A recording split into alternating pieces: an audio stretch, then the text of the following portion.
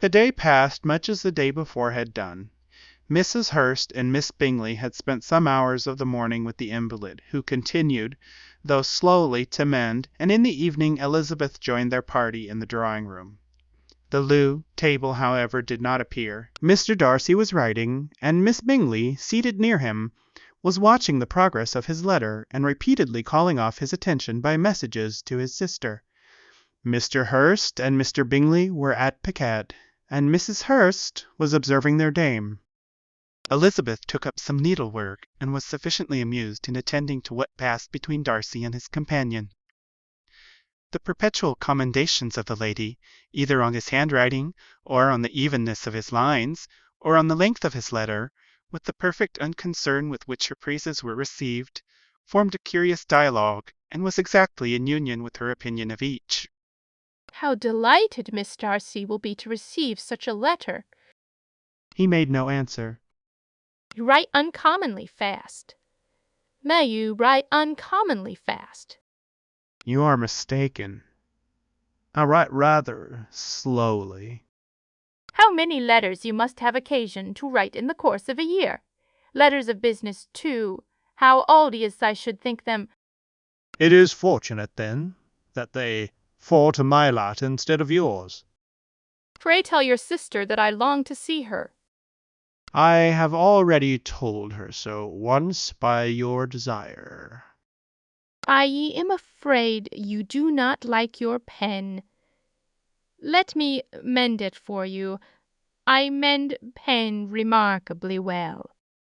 Thank you. But, I always mend my own. How can you contrive to write so even? He was silent.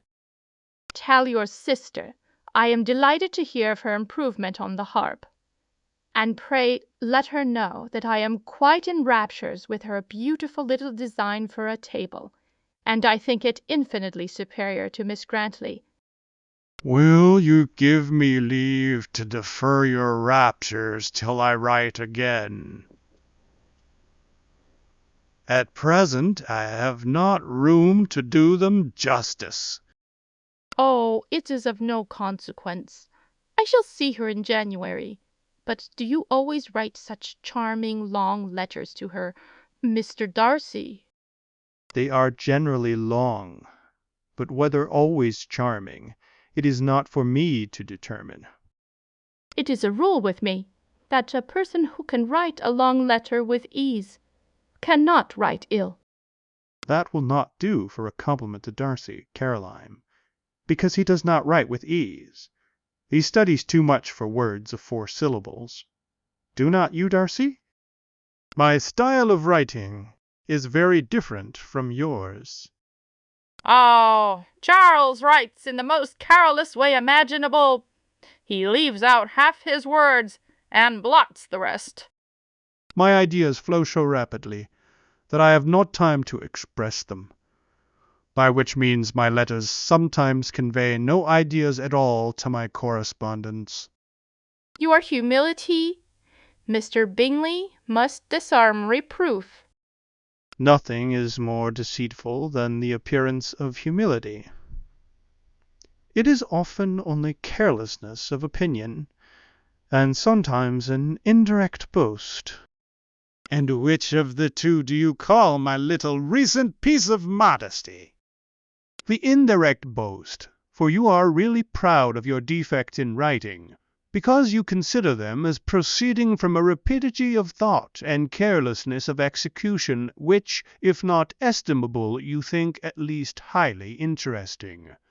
The power of doing anything with quickness is always prized much by the possessor, and often without any attention to the imperfection of the performance. When you told Mrs. Bennet this morning that if you ever resolved upon quitting Netherfield you should be gone in 5 minutes, you meant it to be a sort of panegyric, of compliment to yourself, and yet what is there so very laudable in a precipitance which must leave very necessary business undone, and can be of no real advantage to yourself or any one else?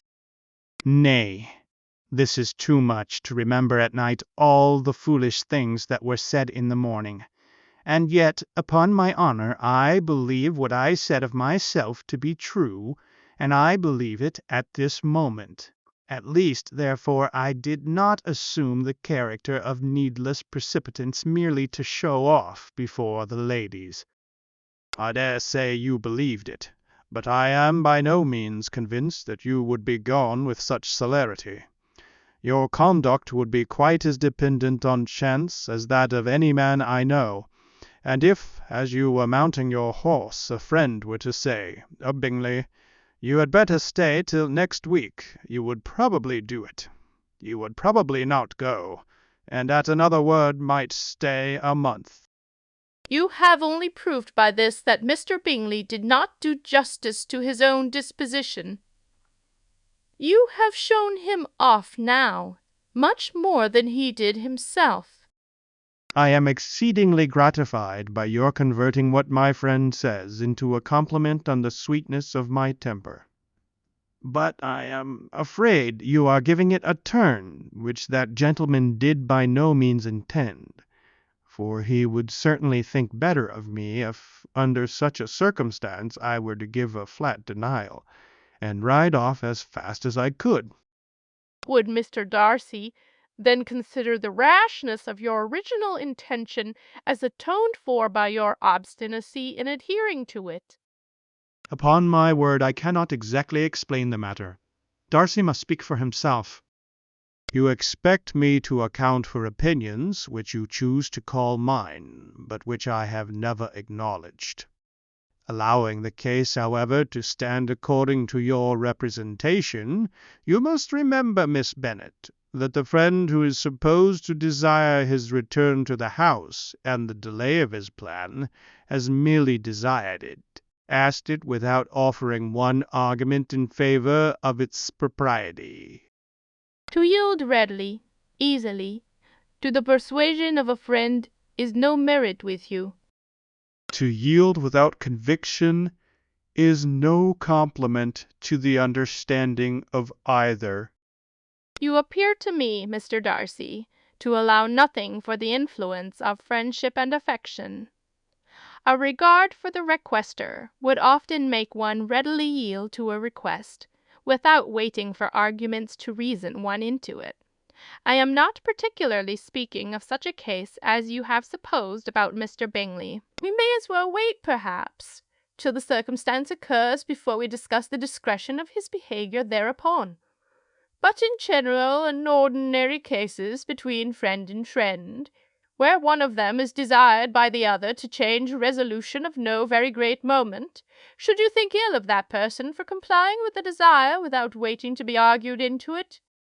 Will it not be advisable, before we proceed on this subject, to arrange with rather more precision the degree of importance which is to appertain to this request, as well as the degree of intimacy subsisting between the parties?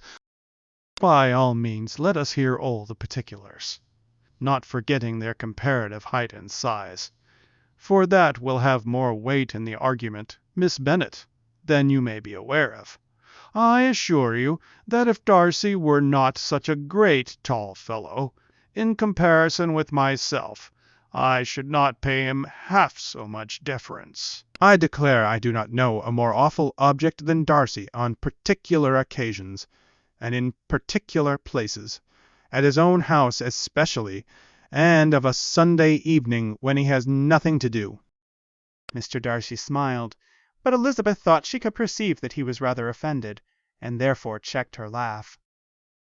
Miss Bingley warmly resented the indignity he had received, in an expostulation with her brother for talking such nonsense. I see you design, Bingley. You dislike an argument and want to silence this. Perhaps I do. Arguments are too much like disputes. If you and Miss Bennet will defer yours till I am out of the room, I shall be very thankful, and then you may say whatever you like of me. What you ask is no sacrifice on my side. Mr. Darcy took her advice, and did finish his letter. When that business was over, he applied to Miss Bingley and Elizabeth for an indulgence of some music.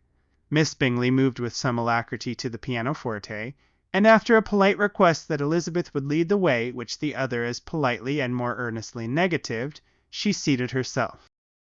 Mrs. Hurst sang with her sister, and while they were thus employed, Elizabeth could not help observing, as she turned over some music books that lay on the instrument, how frequently Mr. Darcy's eyes were fixed on her. She hardly knew how to suppose that she could be an object of admiration to so great a man, and yet that he should look at her because he disliked her was still more strange. She could only imagine, however, at last, that she drew his notice because there is something more wrong and reprehensible, according to his ideas of right, than in any other person present. The supposition did not pain her. She liked him too little to care for his approbation. After playing some Italian songs, Miss Bingley varied the charm by a lively Scotch air. Do not you feel a great inclination, Miss Bennet, to seize such an opportunity of dancing a reel? I heard you before, but I could not immediately determine what to say in reply. You wanted me, I know, to say in plain yes, that you might have the pleasure of despising my taste, but I always delight in overthrowing those kind of schemes, in cheating a person of their premeditated contempt. I have, therefore, made up my mind to tell you that I do not want to dance the reel at all, and now despise me if you dare. Indeed, I do not dare. Elizabeth, having rather expected to affront him, was amazed at his gallantry, but there was a mixture of sweetness and archness in her manner which made it difficult for her to affront anybody, and Darcy had never been so bewitched by any woman as he was by her. He really believed that were it not for the inferiority of her connections, he should be in some danger. Miss Bingley saw, or suspected enough to be jealous, and her great anxiety for the recovery of her dear friend Jane received some assistance from her desire of getting rid of Elizabeth. She often tried to provoke Darcy into disliking her guest by talking of their supposed marriage and planning his happiness in such an alliance. I hope you will give your mother-in-law a few hints when this desirable event takes place, as to the advantage of holding her tongue. And if you can compass it, do cure the younger girls of running after officers. And if I may mention so delicate a subject, endeavour to check that little something bordering on conceit and impertinence which your lady possesses. Have you anything else to propose for my domestic felicity? Oh, yes.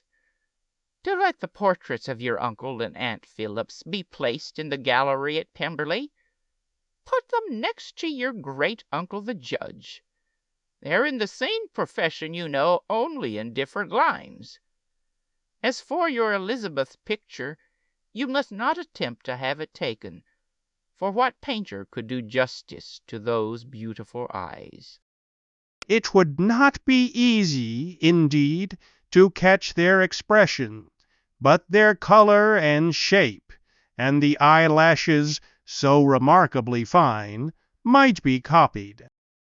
At that moment they were met from another walk by Mrs. Hurst and Elizabeth herself. I did not know that you intended to walk. You used us abominably ill in running away without telling us that you were coming out.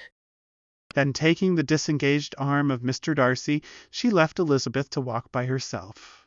The path just admitted 3. This walk is not wide enough for our party. We had better go into the avenue. No, no, stay where you are. You are charmingly grouped and appear to uncommon advantage. The picturesque would be spoilt by admitting a 4th. Good-bye. She then ran gaily off, rejoicing as she rambled about, in the hope of being at home again in a day or 2. Jane was already so much recovered as to intend leaving her room for a couple of hours that evening.